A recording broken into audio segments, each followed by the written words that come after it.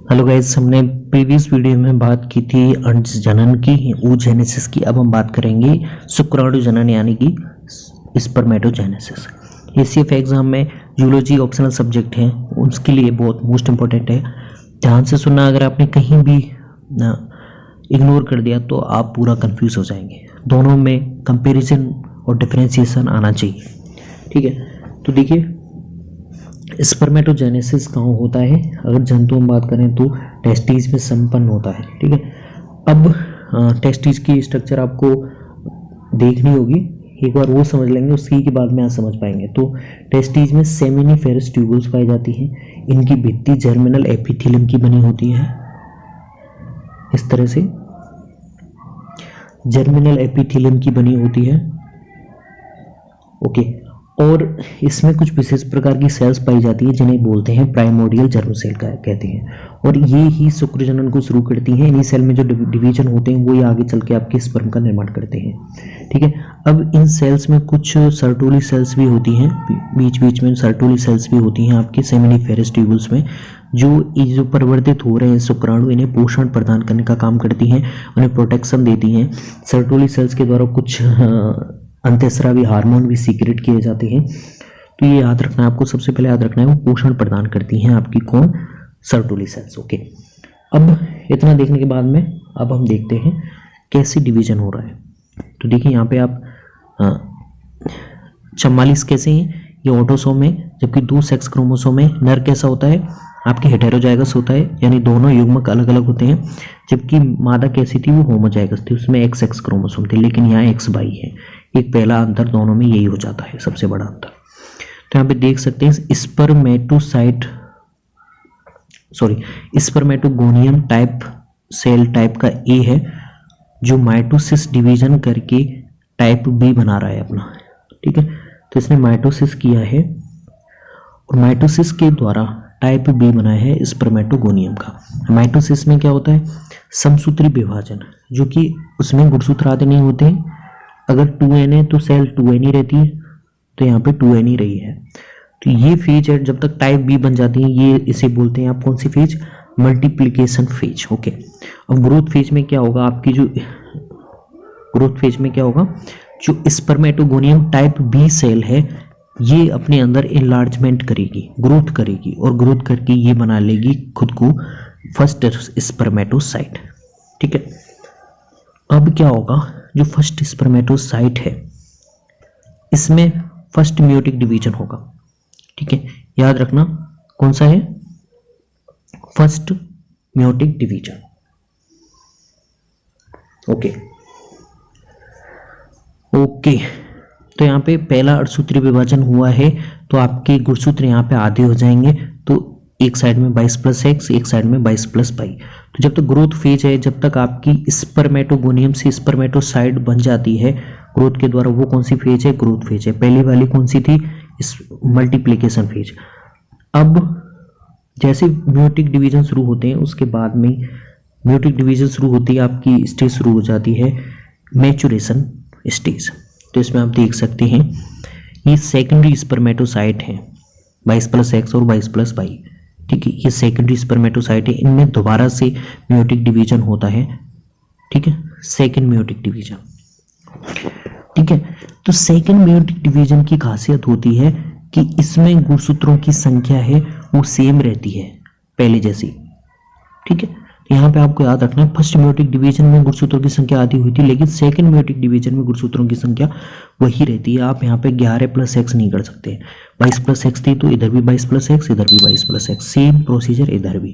तो आपको याद रखना है, दूसरे म्यूटिक डिवीजन में शुक्राणु जनन में गुणसूत्रों की संख्या वही रहती है, और इस प्रोसेस को हम बोलते हैं, ये जो स्पर्मेटेड बने हैं, ठीक है, सेकेंडरी स्पर्मेटोसाइट से स्पर्मेटेड का निर्माण होने की क्रिया को हम बोलते हैं स्पर्मेटोसाइटोजेनेसिस। क्या बोलते हैं? स्पर्मेटोसाइटोजेनेसिस। आपको याद रखना है, एग्जाम में पूछते हैं, ओके।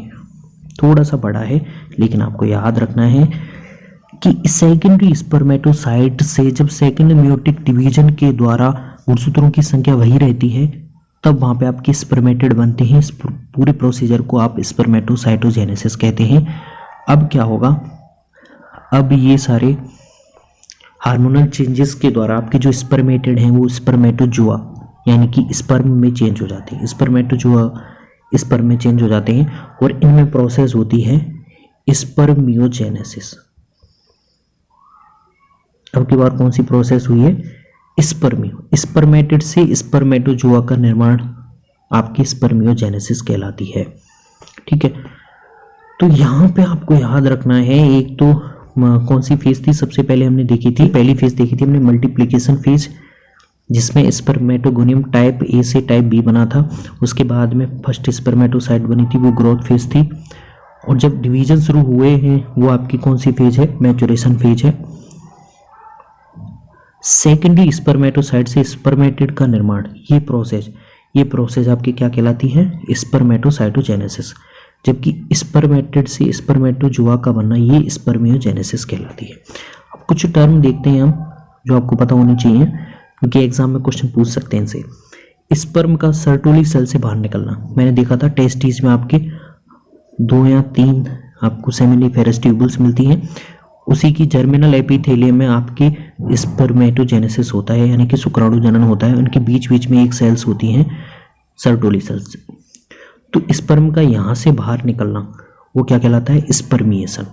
ठीक है, ओके। ये लेकिन ये टेस्टिस में तो अभी भी है स्पर्म। अब ये दूसरी प्रोसेस टेस्टिस से बाहर निकलने पे होगी। तो जैसे ही टेस्टिस से बाहर आता है आपका स्पर्म, इस प्रोसेस को बोलते हैं, ये पहली प्रोसेस है, इसे हम बोल रहे थे स्पर्मिएशन। ये दूसरी प्रोसेस है जिसे हम बोल रहे हैं सेमिनेशन।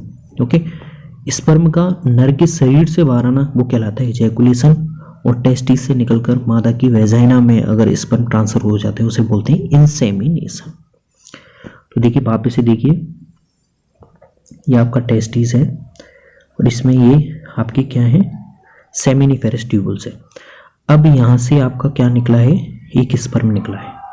ठीक है, इसे क्या कहेंगे, इसे हम बोलेंगे स्पर्मिएशन।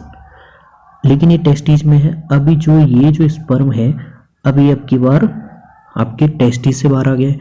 तो इस प्रोसेस को, इस दूसरी नंबर की प्रोसेस को हम क्या बोल रहे हैं, इसे बोलते हैं सेमिनेशन। अब सेमिनेशन, अब ये जो स्पर्म है ये नर के शरीर से बाहर आ जाता है, तो उस तीसरी प्रोसेस को हम बोलते हैं इजैकुलेशन। और जैसे ही फीमेल के अंदर ये ट्रांसफर होता है उस प्रोसेस को बोलते हैं हम इंसेमिनेशन। ये 4 स्टेप्स आपको पता होना चाहिए। तो मैंने बताया था सर्टोली सेल्स थी, वो यहाँ पे अंतःस्रावी ग्रंथि जैसा भी हार्मोन सीक्रेट करती हैं। 3 टाइप के आपको हार्मोन देखने को मिलेंगे, एंटीमुलेरियन हार्मोन, इनहिबिन हार्मोन, तीसरा होता है एंड्रोजन बाइंडिंग प्रोटीन। तीनों के काम आपको पता होने चाहिए। एंटीमुलेरियन हार्मोन होता है वो नर भ्रूण में मादा जननांगों के विकास को रोकता है, उनका अपघटन करवाता है ताकि नर भ्रूण में मादा के कैरेक्टर नहीं आ पाए।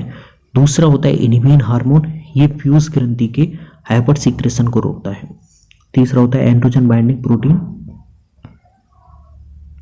तीसरा कौन सा होता है, एंड्रोजन बाइंडिंग प्रोटीन, जो कि सेमिनिफेरस ट्यूबल्स में टेस्टोस्टेरोन हार्मोन की सांद्रता को बनाए रखता है ताकि मेल में सेकेंडरी सेक्सुअल कैरेक्टर आ